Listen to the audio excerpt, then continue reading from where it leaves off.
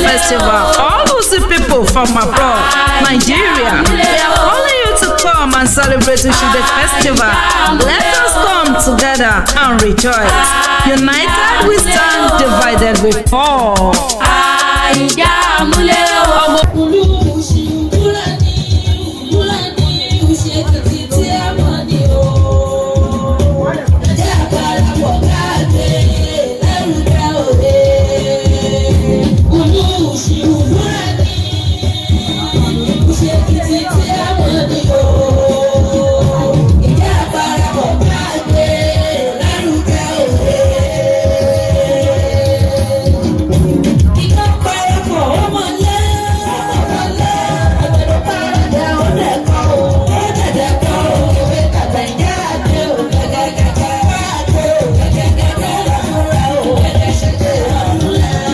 Gbogbo ẹ̀yin ẹgbẹ́ ìbílẹ̀ tiwantiwa Queenlafin mo kí yín o.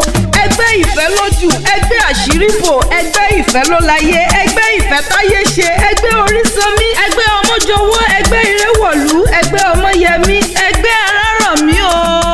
Ẹ kú iṣẹ́ ribiribi tẹ́ ń ṣe. Ẹgbẹ́ mi lójú, ẹgbẹ́ ìfẹ́ lérè, ẹgbẹ́ ìfẹ́ dàpọ̀, ẹgbẹ́ ìfẹ́ dùn, ẹgbẹ́ ìfẹ́ dayọ̀, ẹgbẹ́ ìbùkún olúwa, ẹgbẹ́ amúlùúdùn àti bẹ́ẹ̀ bẹ́ẹ̀ lọ.